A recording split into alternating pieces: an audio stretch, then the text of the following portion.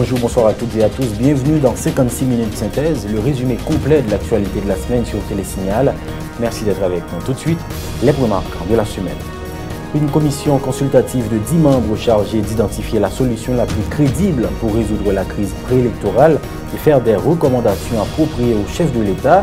Elle a été créée ce vendredi par arrêté présidentiel et a jusqu'au 5 décembre prochain pour rendre son travail. Entre-temps, les entités politiques de l'opposition radicale resserrent l'étau autour de l'administration au pouvoir. 3 journées de manifestations antigouvernementales cette semaine en vue d'exiger la libération de prisonniers dits politiques et le départ de l'équipe au pouvoir. Dans l'actualité également, 5 mois après son installation, le président du Conseil électoral provisoire dresse son bilan. Max Mathurin évoque aussi des obstacles, contraintes budgétaires et surtout l'absence de cadre légal permettant de fixer une nouvelle date pour la tenue des prochaines élections. Godson Aurelius, convoqué pour la 5e fois le 2 décembre prochain par la Commission Justice et Sécurité publique du Sénat. Le DG de la police nationale devra s'expliquer notamment sur les derniers incidents survenus dans le nord-est du pays où des policiers ont blessé 14 personnes par balle lors d'une manifestation. Dans l'actualité aussi, le gouverneur de la Banque centrale tente de rassurer la population inquiète face à la dévaluation accélérée de la gourde par rapport au dollar américain. Des mesures ont déjà été adoptées et leurs résultats sont déjà visibles, explique Charles Castel. L'Office de protection du citoyen, défenseur des opprimés et Avocats sans frontières Canada ont conjointement lancé le projet baptisé Accès à la justice pour les mineurs et les femmes en détention préventive. Plus de 120 femmes et mineurs détenus de manière abusive devraient bénéficier de ce projet. Le développement de ces titres dans un instant. Alekile ak spécial promotion top up Natcom là, sorti mardi pour le jeudi, depuis yon moun lot bot lo recharger un 5 à 7,99$ sur 1000 Haïti, Natcom a multiplié montant ça pour moun qui recevoir recharge en Haïti. En plus, Natcom a tout fait client sa cadeau plusieurs minutes gratis pour le famille l'autre bot pour dire merci. Natcom, yon Haïti, yon réseau.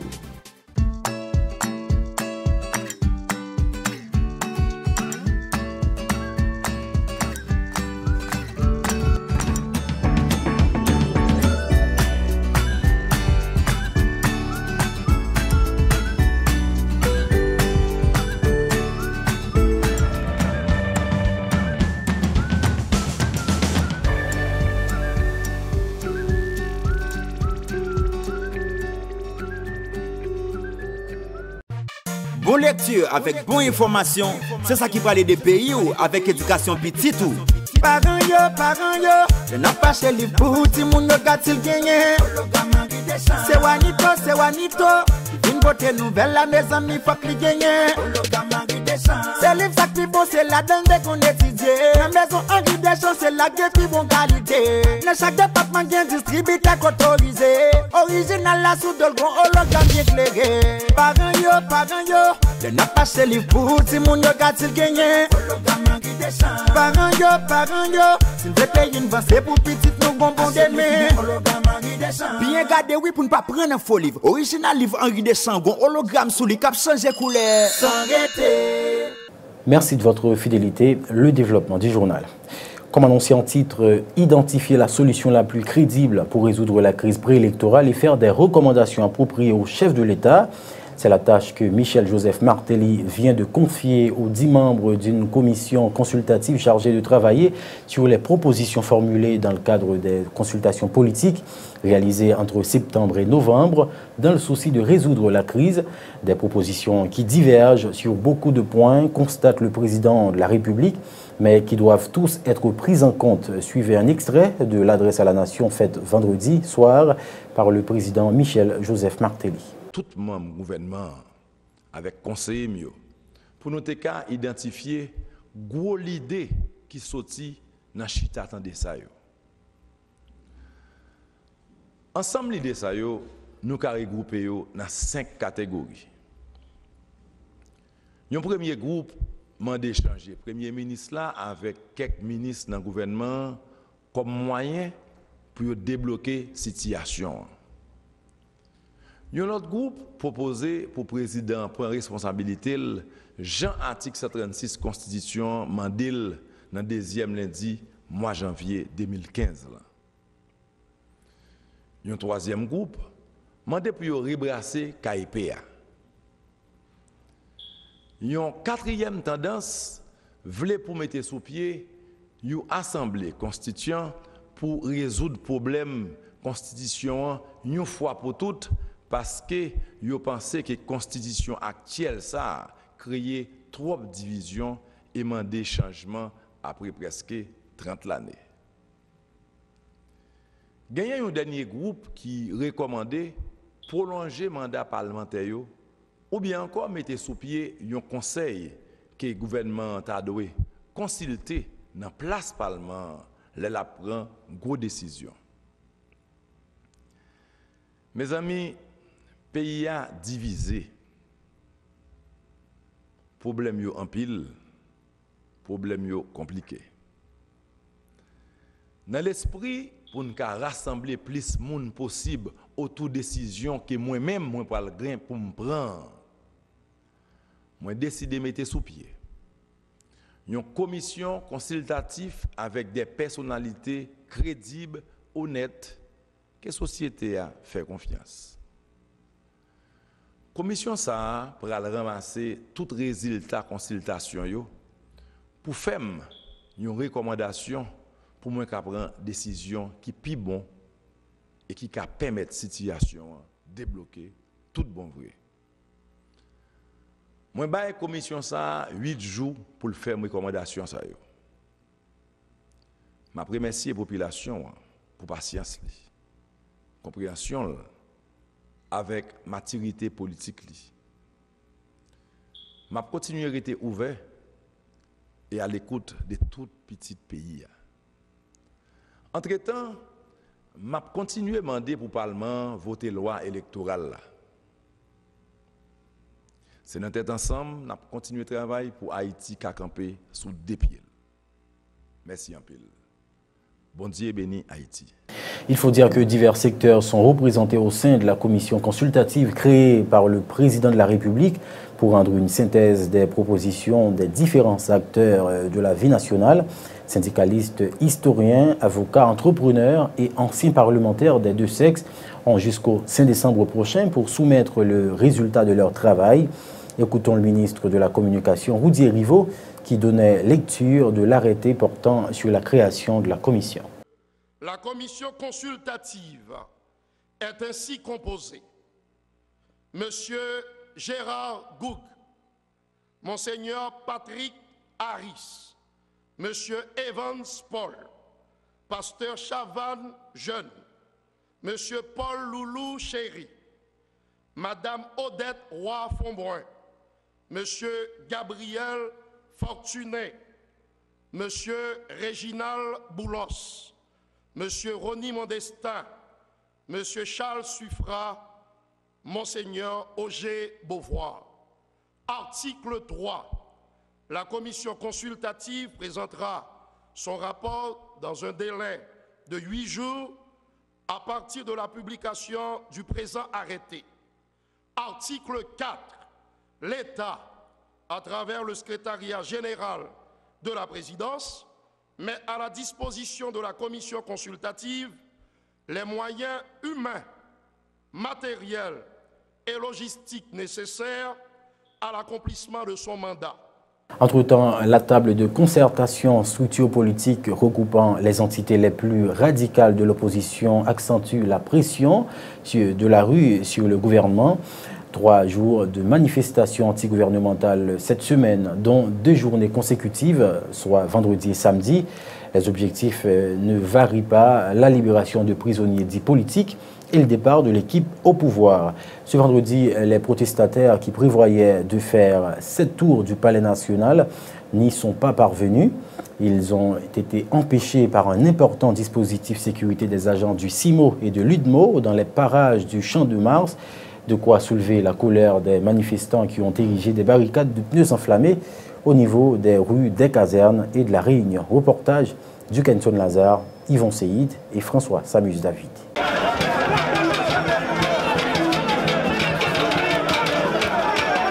La manifestation de ce vendredi est différente de celle précédemment organisée par l'opposition. Les protestataires observent un premier arrêt devant le siège du Parlement au bicentenaire au centre-ville. Là, les manifestants s'adressent aux parlementaires qui l'accusent d'avoir fait montre de partialité dans leur travail.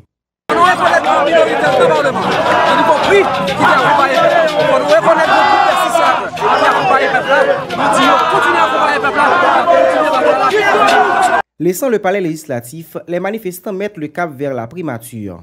Le dispositif de sécurité mis en place par les policiers les empêche de s'approcher du bureau du Premier ministre Laurent Salvador Lamotte. Une fois de plus, il exige la démission du cabinet ministériel dans sa totalité. Si pouvoir ça pas vle tande ou pas vle Laurent Lamotte, peuple qui dit le pas vle Matelian, tous les deux sont obligés d'aller. La troisième station, le parquet de Port-au-Prince. Devant ce bâtiment, ils réclament la libération de leurs camarades qu'ils considèrent comme des prisonniers politiques.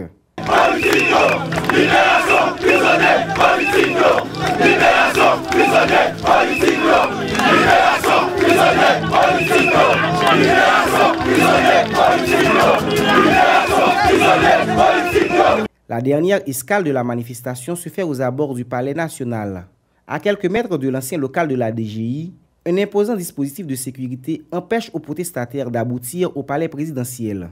En colère, les manifestants se défoulent sur des agents de l'ordre visiblement passifs. Après avoir appelé la population au calme, les policiers se contentent d'éteindre des pneus enflammés utilisés pour ériger des barricades au niveau des rues des casernes et grandes rues.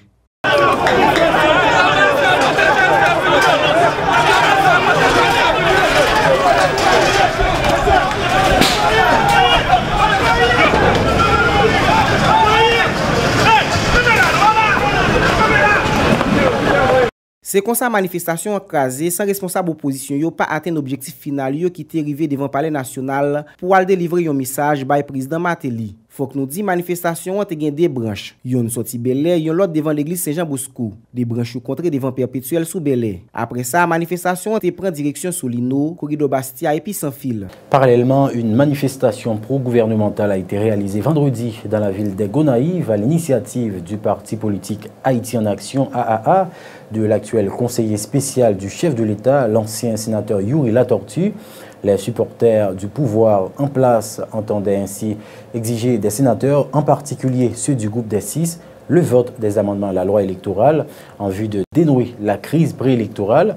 Cette manifestation ayant à sa tête l'ancien sénateur Yuri Latortue s'est déroulée sans aucun incident majeur. Détail avec Gilbert Siméon, correspondant permanent de Radio Télésignal au Gonaïves.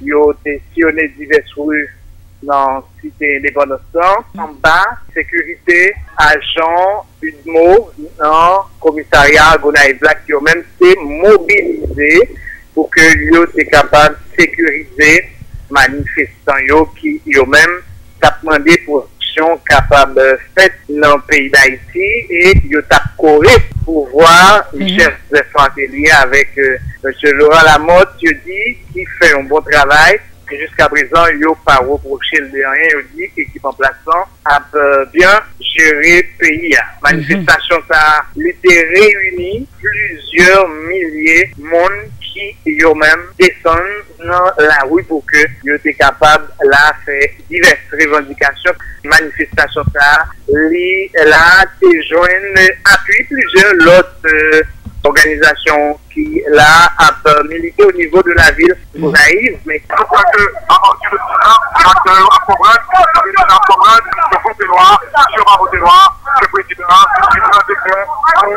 appelle au peuple et demander que l'élection est faite. Nous avons regardé mon mieux pour ça combien tout le monde arrive, qui sortit, réclamer l'élection, et nous sommes moi je crois que c'est le peuple qui décide, c'est le peuple qui tranche, puisque nous avons des systèmes de capable de continuer à mobiliser, d'autant que si n'y a pas une loi électorale là pour l'élection capable de réaliser, donc il n'y a pas écarter possibilité là pour que continuer à chauffer les temps pour demander l'élection et puis pour courir pour voir lesquels vous exploitez.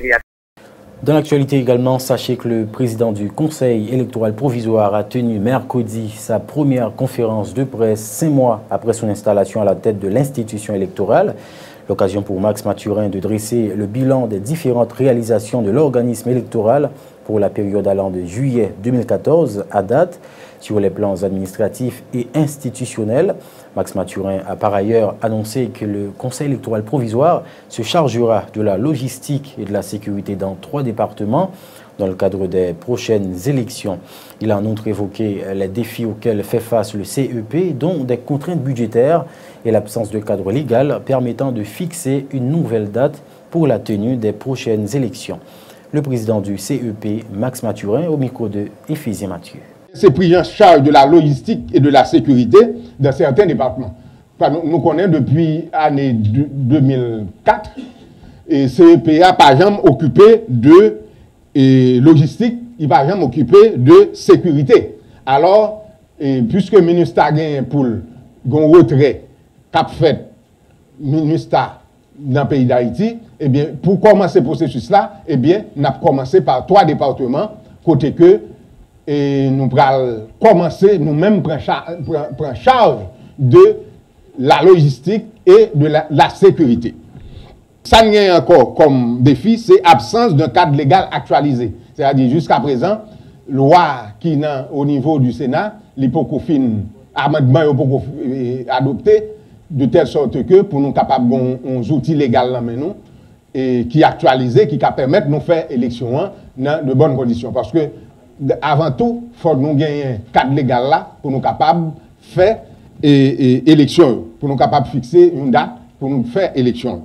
Avec une nouvelle date qui pourra proposer, eh bien, ça permet que le registre soit ouvert et que le pour nous le faire, c'est en fonction du calendrier que nous pourrons gagner pour nous faire le registre.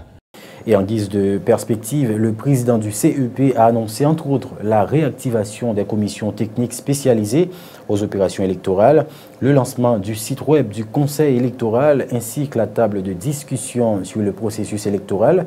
Max Mathurin a déclaré qu'il est possible d'éviter au peuple haïtien le nouveau tourment aux conséquences incalculables. Il a appelé en ce sens les protagonistes de la crise à se dépasser en vue de sortir le pays de l'impasse politique actuelle. Autre point à ce numéro de 56 minutes synthèse, vaste mouvement de protestation cette semaine dans le département du nord-est du pays où des habitants des communes de Fort-Liberté et Ouanamint ont gagné les rues pendant 6 journées consécutives en vue de réclamer de meilleures distributions du courant électrique. Les protestataires ont bloqué la route nationale numéro 6 à l'aide de tronçons d'arbres et de pneus enflammés, paralysant ainsi la circulation routière. En couleur, ils ont aussi saisi 7 containers de marchandises en provenance de la République dominicaine. Plus de détails avec Eddie Michel, correspondant permanent de Radio Télésignal à Fort-Liberté. Caoutchouc a brûlé et puis barricade dressée, sorti Capouché, oui, passé pour toute quartier dans la ville ça. À cause du mouvement protestation population commune Fort-Liberté, capement de l'État haïtien, brancheur sous courant parc industriel Caracol là. Situation ça la cause, route nationale numéro 6 là, sorti Cap haïtien, rive d'Arabonne, totalement coupé dans zone malfaitie. Côté population, fouillé un gros tour dans l'asphalte là, et puis jeté plusieurs gros pieds bois sur route ça, qui rend la circulation machine impossible totalement. Situation vient dégénérer plus toujours. Côté population a saisi, cette trailer dominicain qui t'a pris en République dominicaine, il aurait tiré Vanakao tous les 7 trailers ça yo, et puis il dit, au pour capable de mettre du feu sur yo, si la police lui-même il a intention pour tirer sur yo. Population qui mauvais concombre, pas faire violence, ils ont empêché l'école, institutions publiques tant que privées fonctionner. Tout autant des chefs de pouvoir exécutif là, par coller commune Sayo, sous courant Caracol là. Cependant, pour mercredi, monsieur qui a assuré sécurité parc industriel Caracol là, qui c'est monsieur Bimio, il a débarqué 100 fois ni loi dans une zone malfaitie, quand il a tiré à hauteur d'hommes sous population, quand il y a 14 personnes qui prennent balle, parmi 14 personnes Sayo, il y a un qui est dans l'hôpital Justinien, et puis il y a des gens qui ont pris soin Milo, et puis reste toujours dans l'hôpital Fort-Liberté quand il a pris soin. Situation capable de générer, c'est que nous n'avons pas joué. Un dernier mot dans le pouvoir place là. Métropole du Nord-Est, Eddie Michel, Signal FM. Notons que mercredi, 14 personnes ont été blessées par des projectiles tirés par des agents de la PNH lors d'une manifestation. Des citoyens du Nord-Est exigeant que leur commune soit alimentée en électricité par la centrale basée au niveau du parc industriel de Caracol.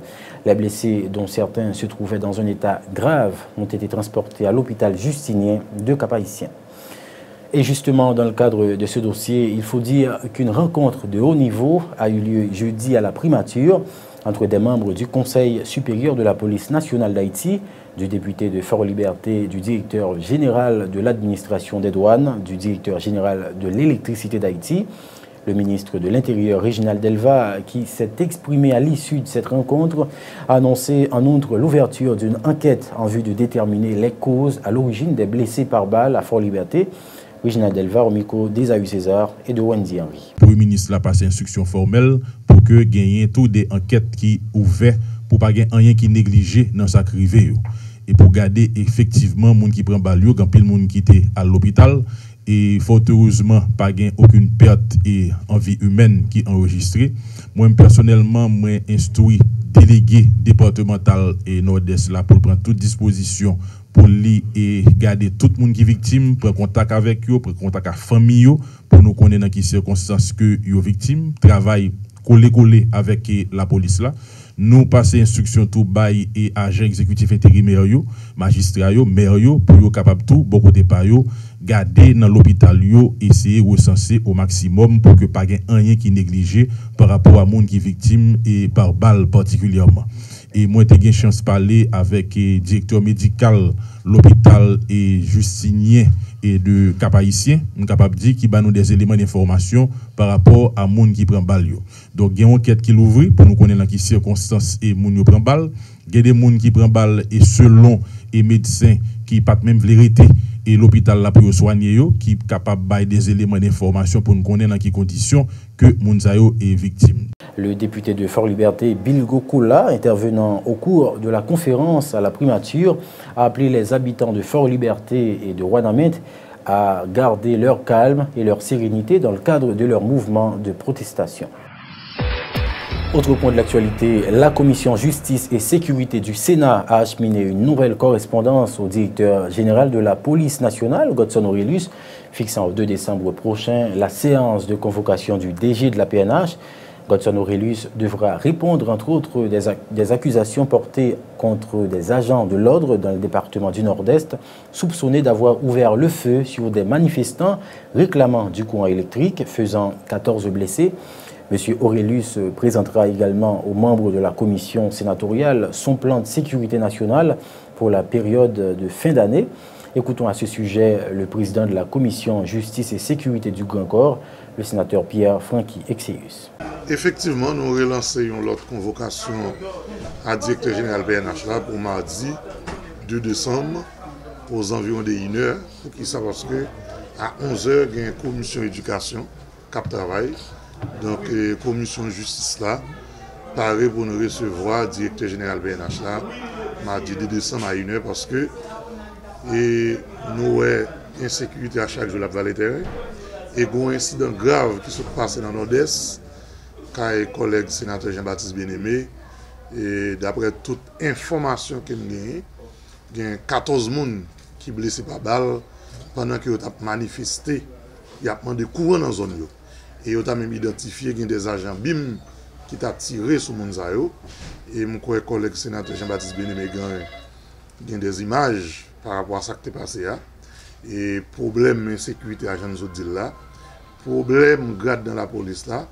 Donc, nous avons ensemble de problèmes nous avons pour nous poser avec le directeur général là, PNH là, mardi 4 décembre. La dernière convocation de février, c'était pour le 19 novembre.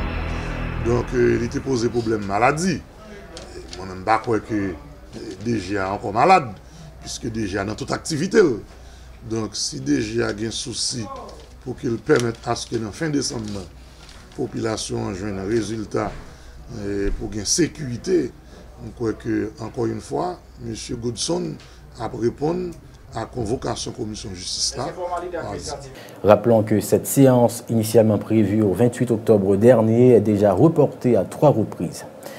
Autre sujet de l'actualité, nous enchaînons avec l'inspection générale de la police nationale d'Haïti qui a présenté ce jeudi le bilan de ses activités pour le mois de novembre en cours.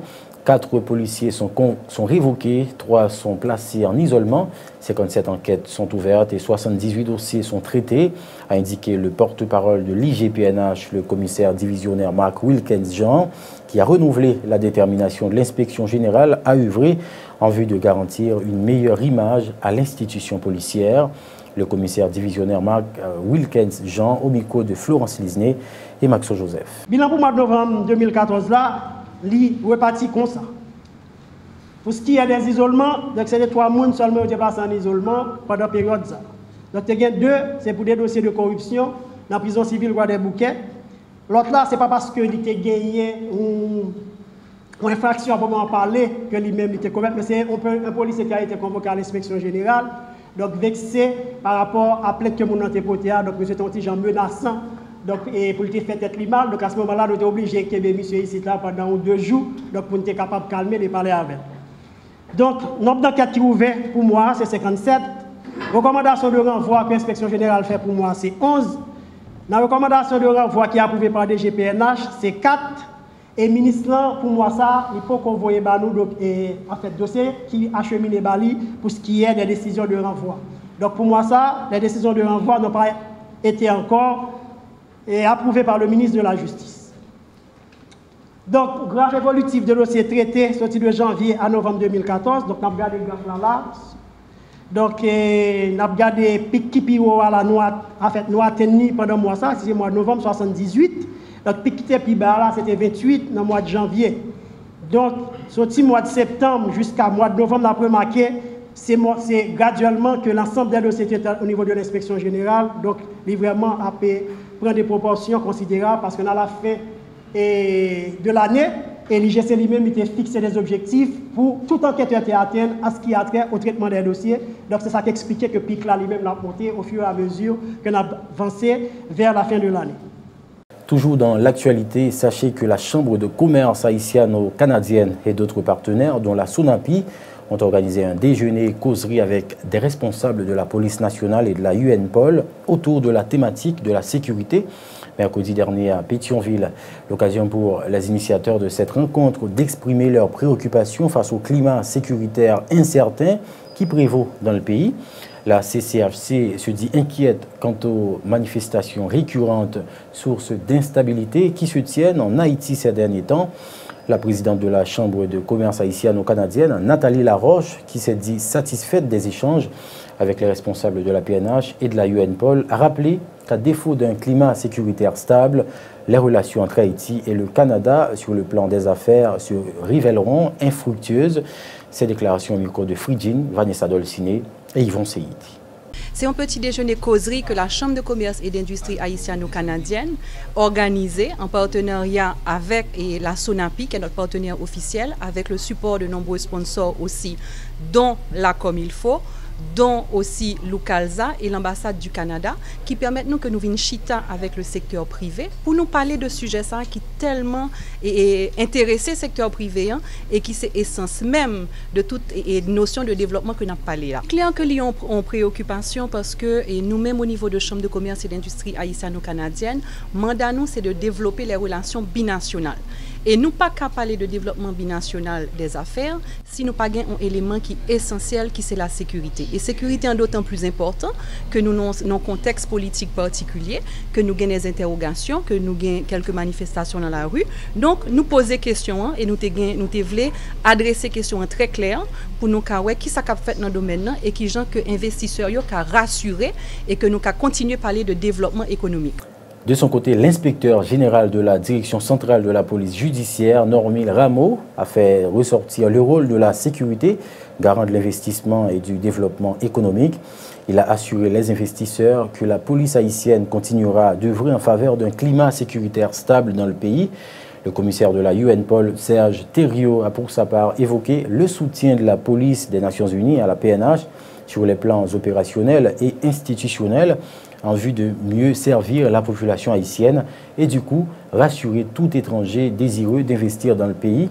Suivez tour à tour les propos de Normil Rameau et Serge Thériault.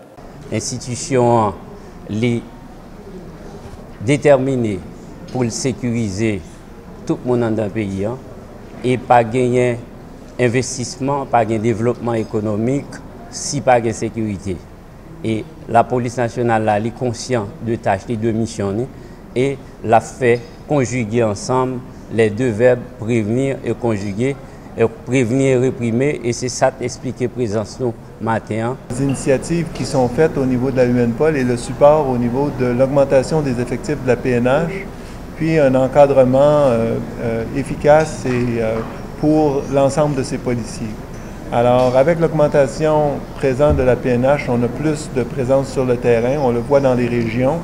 Il y a des régions que j'ai visitées comme l'île La Tortue où il n'y avait pas un grand nombre de PNH et où maintenant on a des gradués de la dernière promotion. Alors on voit vraiment une augmentation des effectifs de la PNH qui permet d'augmenter l'environnement sécuritaire et c'est le grand rôle de la MINUSTAH, c'est d'aider la PNH à augmenter son effectif pour atteindre 15 000 policiers par la fin de 2016. Maintenant, au niveau du soutien opérationnel sur le terrain, je vous dirais que c'est la PNH qui mène les enquêtes et qui définit le plan de sécurisation pour la zone métropolitaine et pour les zones criminogènes dans la métropole. Alors, tant au niveau de la police judiciaire qu'au niveau du directeur départemental de l'Ouest, les effectifs de la UNPOL et de la MINUSTAH sont là pour soutenir à la demande des autorités haïtiennes. La suite du journal, dans un instant. Vous travaillez pour construire votre avenir. Les fruits de vos efforts méritent d'être protégés. Tous vos investissements, chaque employé dévoué, chaque précieuse acquisition, aujourd'hui et pour les générations futures, un malheur est vite arrivé. Soyez prêts, car les conséquences pour vous peuvent être dévastatrices. Avec la AIC à vos côtés, vous pouvez affronter sereinement les surprises que vous réserve la vie. Retombez sur vos pieds. Inutile de tout recommencer. AIC est votre filet de sécurité. Vous créez la richesse, nous la protégeons.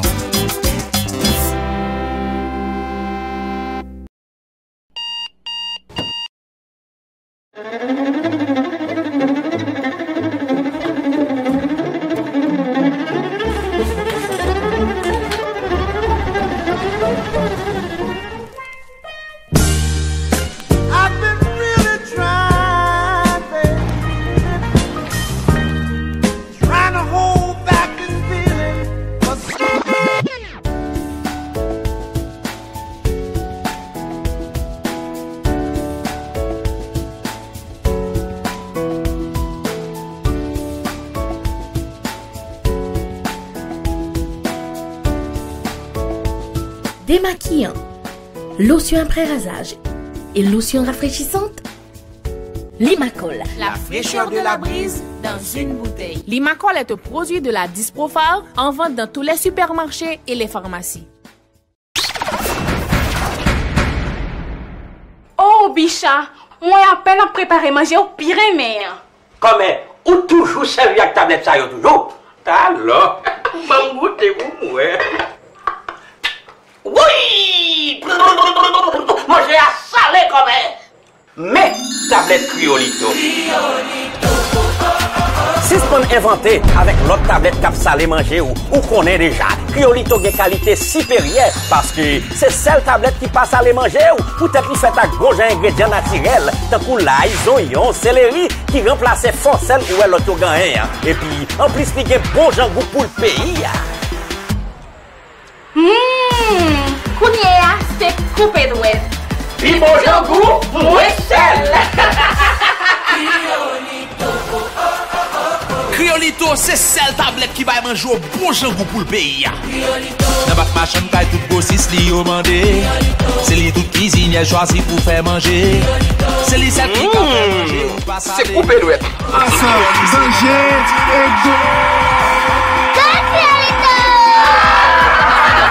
Criolito, c'est numéro 1.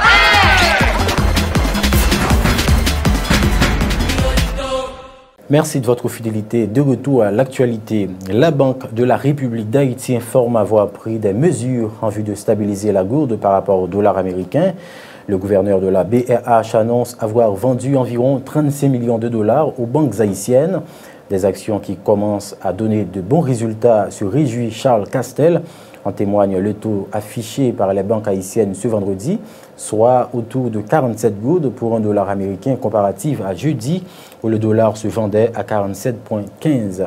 Écoutons les explications du gouverneur de la Banque centrale Charles Castel sur les mesures relatives à la stabilité de la gourde sur le marché d'échange. La Banque centrale vend dollars, ça qui passe. Ils payent la gourde, donc c'est goutte de l'eau. Donc c'est deux instruments qui jouent le même rôle là pratiquement. Sauf que là, on vend dollars tout, on mettez dollars sur le marché. Parce que son offre et demande qu'a confronté. Et l'organe goud là, c'est avec goud là qu'on peut acheter dollars. Donc, tant qu'on réduit goud là, c'est demande dollars tout qu'on va agir sur lui. Parce qu'on n'est pas capable de demander ça, pas qu'à exprimer sans qu'on pas gagne goud.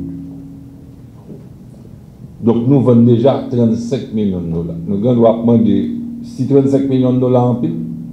Oui, dans la mesure où montrer que l'effort ça bord environ entre bons qui permettent de nous stériliser, rentrer 4,2 milliards de goud, 4,3 milliards de goud et 35 millions de dollars en tout et pour tout qui représentait 1,5 milliard de goud.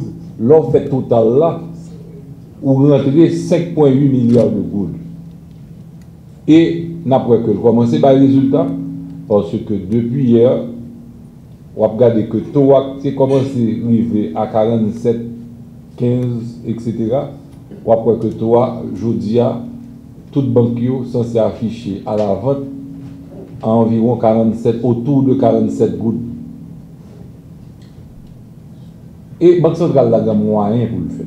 Les grands moyens pour le faire, parce que la Banque centrale là, solide au niveau financier, avec des réserves brutes qui représentaient 1,9 milliard de dollars, environ 5 mois d'importation, et des réserves nettes qui représentaient 970 millions de dollars.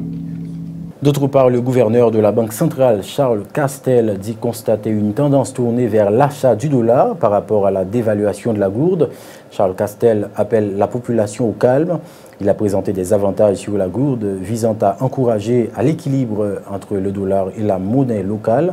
Selon le gouverneur de la Banque centrale, les héritages économiques de la population seront préservés, qu'elles soient en gourde ou en dollars. Charles Castel. La Banque centrale a tout envisagé. Nous avons une discussion pour ça avec Bokyo. Pour nous bailler un signal fort à public là qui épargné. Signal que nous voulons bailler public qui épargné, c'est que Banque centrale là lui-même, il a un minimum de confiance dans le goud là et il va émettre un bon que a vendre directement au public là. Et c'est dans la discussion que ça a tenu avec Banque, parce que Banque a fait à travers Banque, pour que ça lui-même l'indexé à dépréciation. Ça veut dire que son gens pour nous dire tout le monde qui t'a aimé ou bien a pensé changer en dollars, nous dit ok. Ou un problème, ou pas dollar, pour apprécier par rapport à goud. N'a payé sous goud là, on dit 2%, 2,5%, 3%, ce qu'on ne peut pas joindre sous dollar. Mais en plus de ça, pour période qu'on a bon, côté fait prêt, parce que bon en fait, les gens qui créanciers à bon, sont prêts à le faire pour tout prêt. N'a propension pour toute dépréciation, c'est-à-dire que si change là, prend 2%, vous autres prend 2% là, ou avez 3% plus 2% ça, ce qui fait que en termes de dos, la goutte ou kiff bourrico, plus ou 3% de rémunération.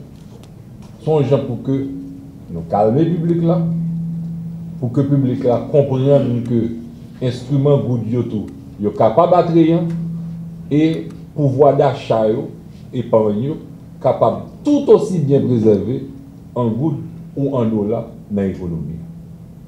Haïti Coopération, une rencontre s'est tenue en début de semaine à Port-au-Prince entre le Premier ministre haïtien, des représentants de l'USAID et l'ambassadrice Pamela White en vue de passer en revue la coopération entre Haïti et les États-Unis. Le chef du gouvernement, Laurent Lamotte, qui a présidé cette réunion, a mis l'accent sur la bonne santé de cette coopération qui, selon lui, favorise la progression d'Haïti dans divers domaines, notamment la santé, les infrastructures, les énergies.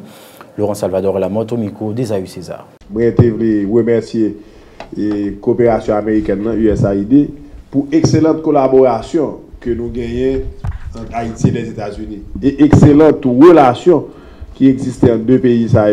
Et là, nous avons regardé dans les secteurs par secteur. Nous commençons par le secteur énergie, côté que nous regardons le paquet industriel Caracol là.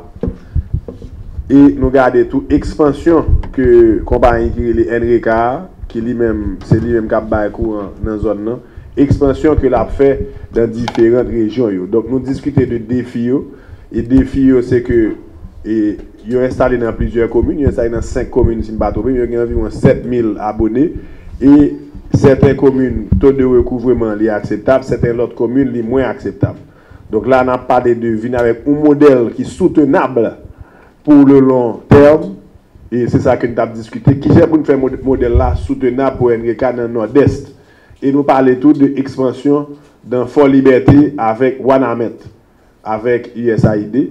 Donc, sous point ça particulièrement, et à partir de semaine prochaine, gagner une équipe assistance technique et de Enrica qui pourrait aller pour EDH en assistance technique dans un premier temps, et dans un deuxième temps, planifier et une fois que prérequis respecté, eh bien planifier pour que l'expansion faite dans ville ça. Mais objectif immédiat et urgent, c'est EDH assistance technique. EDH il y a 4 groupes qu'on a là, il y a 2 groupes qui sont en panne, et donc c'est ranger groupe ça et puis c'est ranger tout gestion et courant dans la zone pour que la zone soit capable de joindre plus court. Autre nouvelle, l'Espagne a désigné un nouvel ambassadeur en Haïti. Manuel Lorenzo García Olmaechea a remis ses lettres de créance au président Michel Joseph Martelly au Palais national mercredi dernier.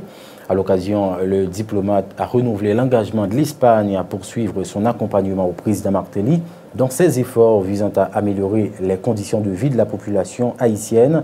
Pour sa part, le président de la République l'a rassuré de sa volonté de travailler en vue de renforcer les liens d'amitié et de coopération entre les deux États. Suivez un extrait des propos de circonstances de l'ambassadeur Manuel Lorenzo García Olmaechea.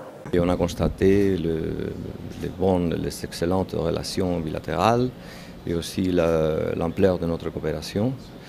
Et je peux dire, Monsieur le Président, que l'Espagne essayera même de renforcer cette coopération au futur.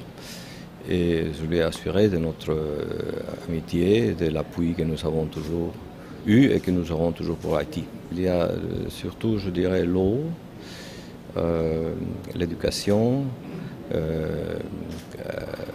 la santé et plusieurs d'autres. Mais c'est une coopération. Nous sommes maintenant, je crois, les 3e pays à montant de coopération avec Haïti au monde. C'est une coopération solide et importante.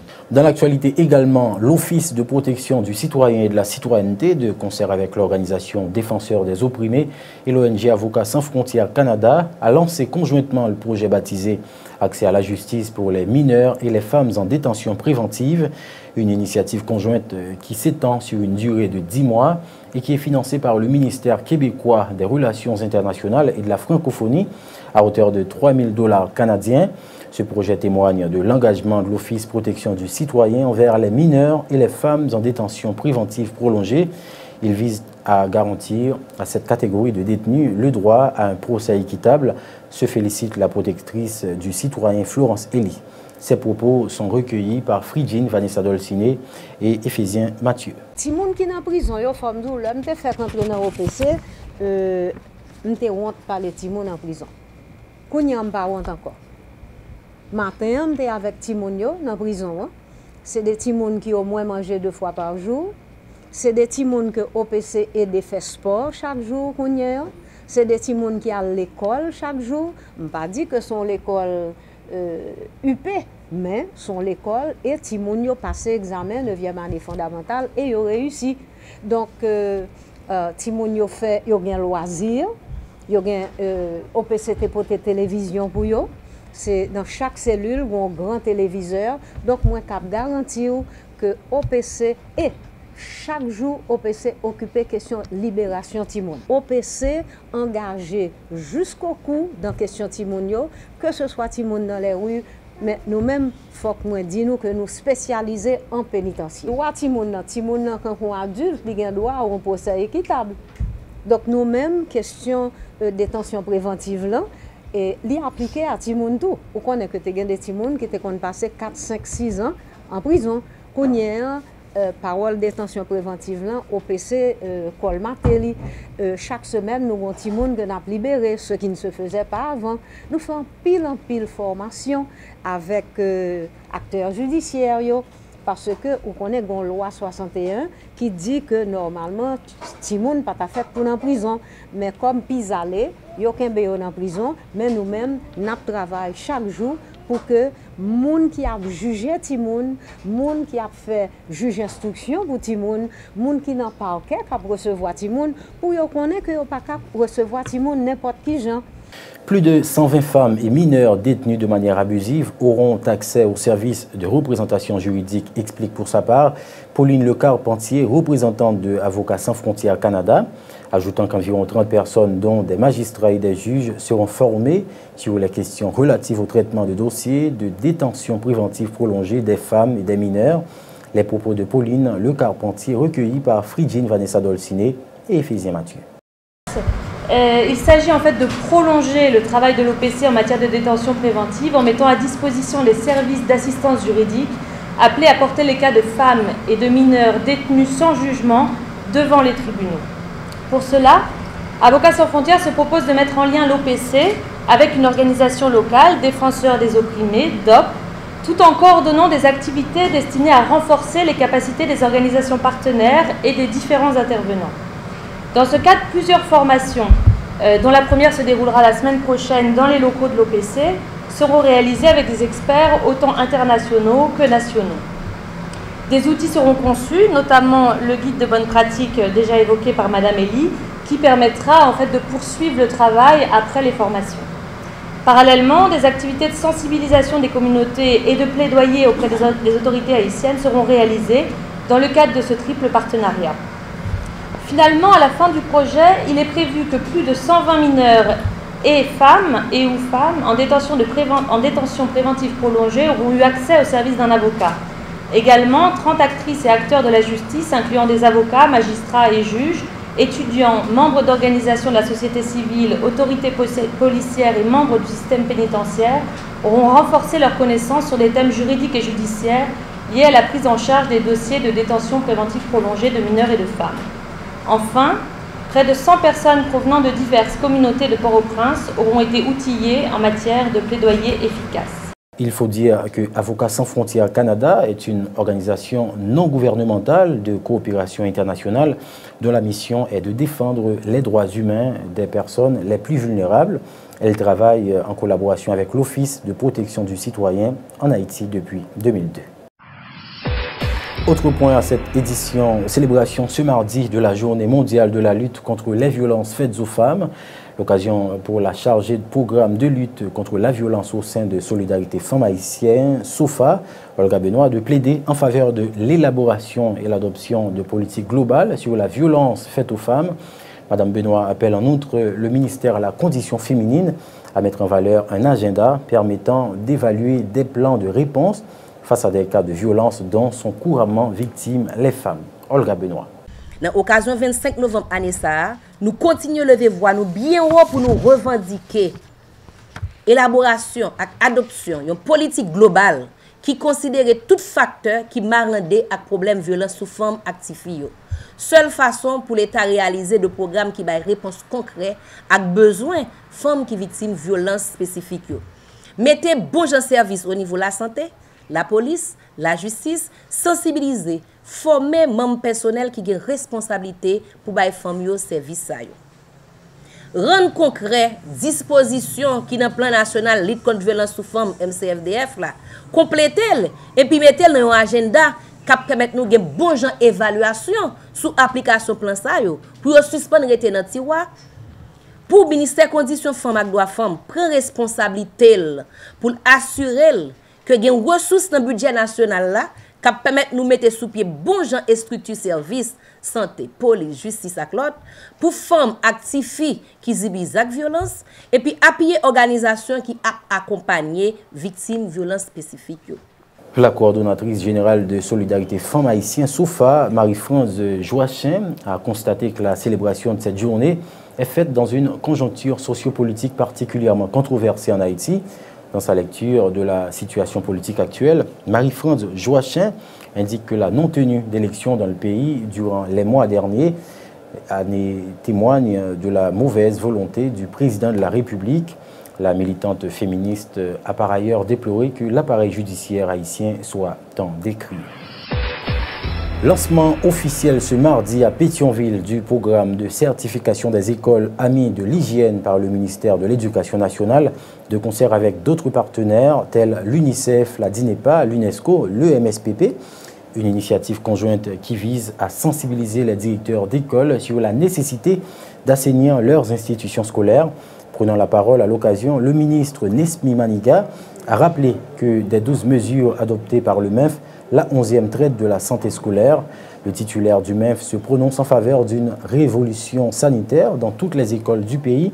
En ce sens, il appelle à la collaboration des autres ministères pour atteindre un tel objectif. Le ministre Nesmi Maniga était au micro de Ludmi Hamak et de Jasmin Denis. Le projet de sensibilisation contre le choléra, financé entre autres par l'UNICEF, a renforcé ses actions.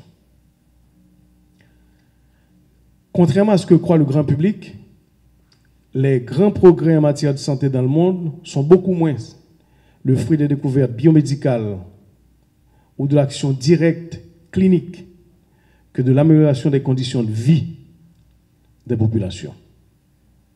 Et bien sûr, de leur niveau d'éducation et de comportement face aux risques liés aux différentes maladies.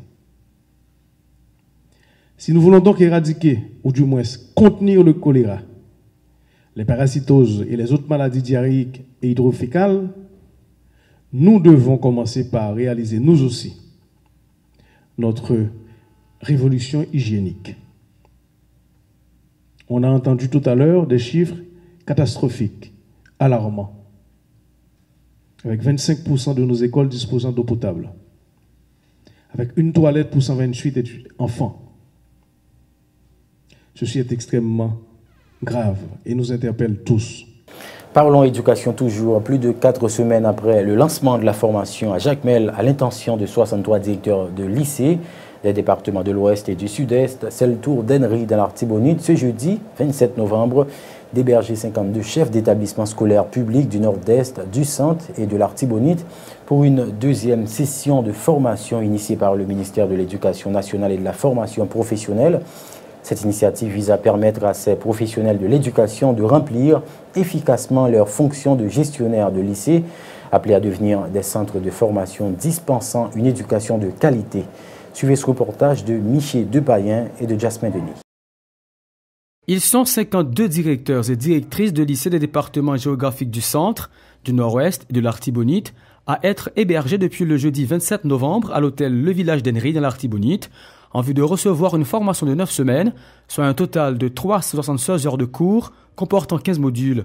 La gestion financière, la pédagogie et le leadership sont entre autres thématiques abordées avec ces responsables d'établissements scolaires publics. Pour le directeur de l'enseignement secondaire, Joseph Job Maurice, cet atelier marque un grand pas vers l'amélioration de la qualité de l'éducation en Haïti. Si le ministère de l'Éducation nationale dit n'a changé, n'a viré vers la qualité, ça n'est pas capable possible sans moun qui pral mener différents chantiers ça pas gain ont certaines compétences. Le ministre de l'Éducation nationale, Nesmi Maniga, qui n'a pas présidé l'ouverture de la première partie de formation, a profité de la deuxième partie pour mettre l'accent sur la nécessité pour les directeurs des écoles publiques de se recycler. Le titulaire du MENFP a aussi insisté sur l'importance de cet atelier au regard de la dégradation de la situation dans les lycées et le constat des résultats catastrophiques enregistrés aux récents examens officiels. Toujours dans le cadre des 12 mesures adoptées par le ministère de l'Éducation nationale pour remodeler le système éducatif haïtien, le ministre de l'Éducation nationale a distribué des laptops et des tablettes aux directeurs de lycée. Nesmi Maniga a aussi délivré une vingtaine de permis provisoires d'enseigner à des enseignants d'école publique invités pour l'occasion. À l'issue de cette formation certificative, les plus performants partiront en stage à l'étranger afin de mieux s'outiller en nouvelles technologies. À présent, le rappel des titres, mesdames, messieurs. Une commission consultative de 10 membres chargée d'identifier la solution la plus crédible pour résoudre la crise préélectorale et faire des recommandations appropriées au chef de l'État. Elle a été créée ce vendredi par arrêté présidentiel et a jusqu'au 5 décembre prochain pour rendre son travail. Entre-temps, les entités politiques de l'opposition radicale resserrent l'étau autour de l'administration au pouvoir. 3 journées de manifestations antigouvernementales cette semaine en vue d'exiger la libération de prisonniers dits politiques et le départ de l'équipe au pouvoir. Dans l'actualité aussi, 5 mois après son installation, le président du Conseil électoral provisoire dresse son bilan. Max Mathurin évoque aussi des obstacles, contraintes budgétaires et surtout l'absence de cadre légal permettant de fixer une nouvelle date pour la tenue des prochaines élections.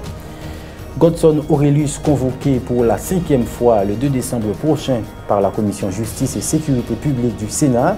Le DG de la police nationale devra s'expliquer notamment sur les derniers incidents survenus dans le nord-est du pays où des policiers ont blessé 14 personnes par balle lors d'une manifestation. Dans l'actualité également, le gouverneur de la Banque centrale tente de rassurer la population inquiète face à la dévaluation accélérée de la gourde par rapport au dollar américain. Des mesures ont déjà été adoptées et leurs résultats sont déjà visibles, explique Charles Castel. L'Office de protection du citoyen, défenseur des opprimés et Avocats sans frontières Canada ont conjointement lancé le projet baptisé Accès à la justice pour les mineurs et les femmes en détention préventive. Plus de 120 femmes et mineurs détenus de manière abusive devraient bénéficier de ce projet. C'est la fin de cette édition de 56 minutes synthèse. Merci de votre attention et de votre fidélité. Bonne suite de programme sur Télésignal.